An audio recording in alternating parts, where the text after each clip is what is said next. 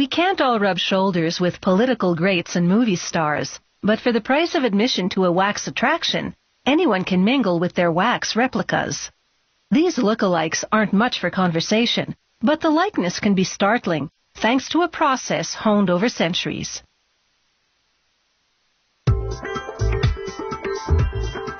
Famous faces come to life in beeswax, so it's almost like seeing them in the flesh. But how do they do it? It often starts with a face-to-face meeting with the subject, during which they take over 200 measurements of the face alone, and still more of the body. Drawing on those measurements, and using photos and additional research, an artist sculpts a clay body onto a metal skeleton. This clay sculpture will be used to make a mold. The head, of course, receives special attention. They sculpt it in stages, and this takes about 6 weeks. To check the symmetry of the sculptured face, the artist stretches a wire from the temple to the chin. She measures it from all angles and compares the numbers to measurements of the actual subject. Every single aspect of the clay face must mirror that of the subject's precisely, so if it's even slightly off, she makes adjustments. Here, she redefines the teeth a bit more. And then she tweaks the hairline.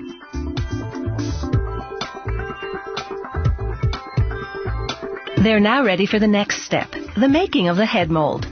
The worker paints plaster onto the sculpture in 14 different sections. This multi-part mold can be easily removed from the clay head once the plaster dries.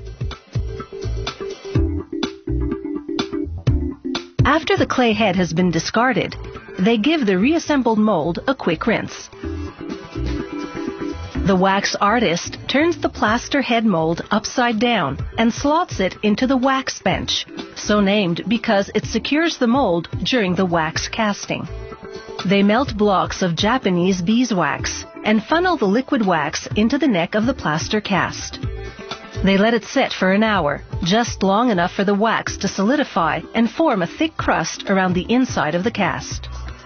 The artist removes crust at the neck and pours out the rest of the wax, leaving a hollow wax face inside. They set it aside for another hour to further solidify. The wax artist removes the plaster mold and comes face to face with the wax creation.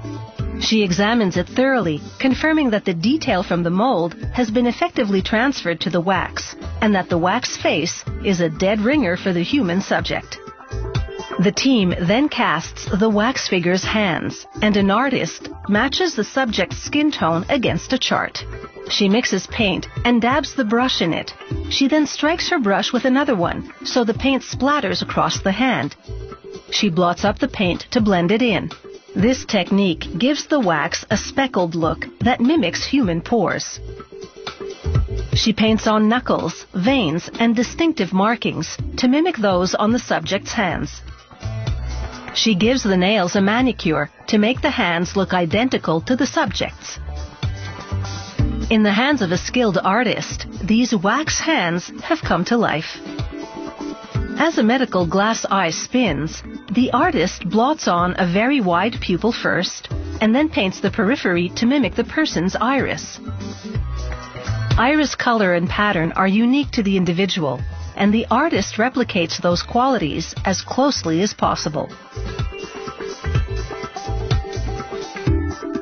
She glues red silk threads onto the whites of the eyes to simulate broken blood vessels. It's another touch of realism.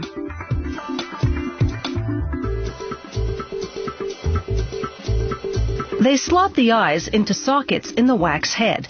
Then the wax figure is ready for its hair.